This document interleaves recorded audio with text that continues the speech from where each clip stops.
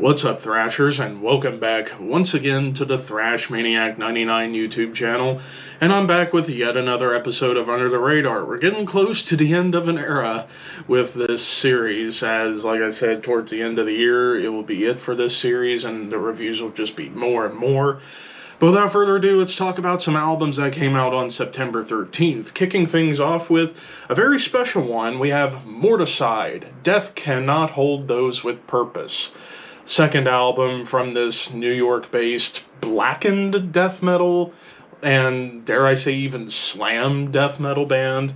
And this was actually the brainchild by one Josh Dominis, otherwise known as The Just Joshin on YouTube, who's a good friend of mine. And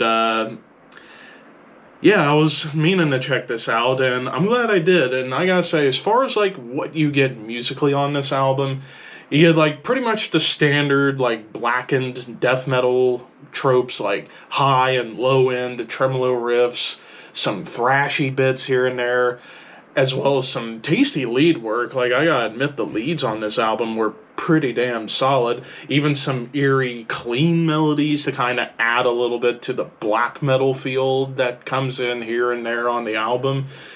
I gotta admit, the dissonance that comes in definitely gave me nods to like New York death metal legends Immolation a little bit. Even the vocals, like Josh's gutturals, holy shit, dude, you kind of sound like a hybrid between Will Romer and Frank Mullen at times. And, of course, there's some classic death metal triplet chugs and your big slam breakdowns that you would associate with slam death or brutal death or even deathcore. Although I do have a few issues with this album, mainly the screaming vocals. Wasn't the biggest fan of the screams on here. Like, I thought they were a little bit odd on this album. Well, in the early parts of the album, the screams were pretty strong, and then as the album went along, it sounded like the screams kind of dwindled a little bit in quality, at least for my taste. And then, of course, I would say in the production, like, mainly the kick drums, like the bass drums, sound too loud in the mix. Like, they kind of overpower the snare and a couple other things in the production. The bass and the guitars, I think, were almost even. Maybe the bass was just up a little bit higher than the guitars, so at times the guitars can get buried underneath the bass and especially the kick drums. And then, of course, I think maybe the album was a little too indulgent in slams, but then again, that's just a preference thing. Like, I'm not the world's biggest slam death metal fan, but whenever the good slams come in, man, Josh knows how to write some good slam parts. Just maybe a little too indulgent in that.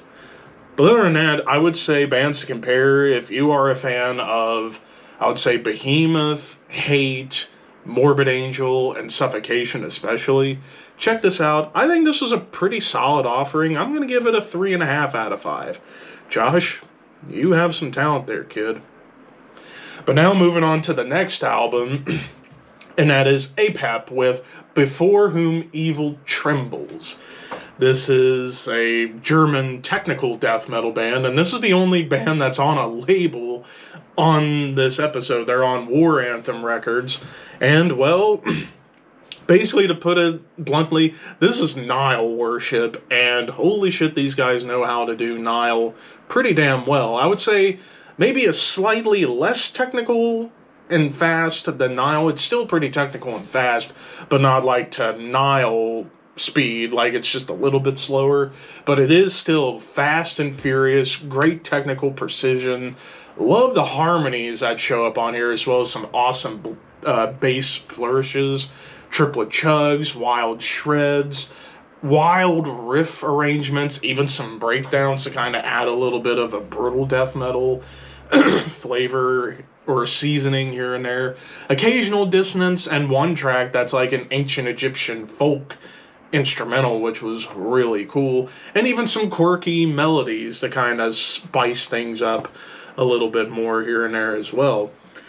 The production, I would say this was pretty well balanced in terms of everything. Like, the drums, the bass, the guitars, the vocals, pretty much on point. Nothing really weighing in over top of anything else. And honestly, Not really much to complain about, if anything at all. I would say if you're into bands like Nile, excuse me, Olkoth, Hideous Divinity, and dare I say even later era Death, I think you'll dig this. I dug it. I'm giving 4.5 out of 5. This was awesome shit right here from Germany. And then the third and final album I'm talking about is Cryptcrawler, the Immortal Realm. This is an Australian death metal band, and this is just straight up classic death metal. Groovy, it's chuggy, great melodies and harmonies that occasionally pop up, awesome triplet chugs and blast beats, your classic death metal tremolo riffs, more bass flourishes, but I also really like the syncopation on this album whenever it grooves and chugs. It's syncopated almost to the level of bands like Gojira a little bit. Even some clean melodies, and the leads kind of range from shred to dive bombs, very much like classic death metal. Also, I love the thrashy parts that come up here and there on the album as well.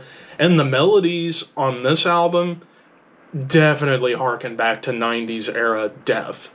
I would say Death is like one of the big comparisons I can make to a band on this particular album. Honestly, similar to the APEP album, really nothing to complain about. I like the production. Maybe the only slight knock would be that there would be times where the guitars would be off the beat a little bit, but that's not enough to hurt it at all. So I would say if you are a fan of Death, Gojira, Obscura, and even Blood Red Throne, definitely check this one out. I am also giving this 4.5 out of 5. Some fantastic death metal right here. But of course, those are just my opinions. What did you guys think of these 3 albums? Let me know in the comments below, and of course, links to the albums will be in the description box for you guys to check out. Don't forget to like, comment, share, subscribe, all that fun stuff. Thank you for watching. Keep your horns high and your dreams wet. Thank you for your patronage.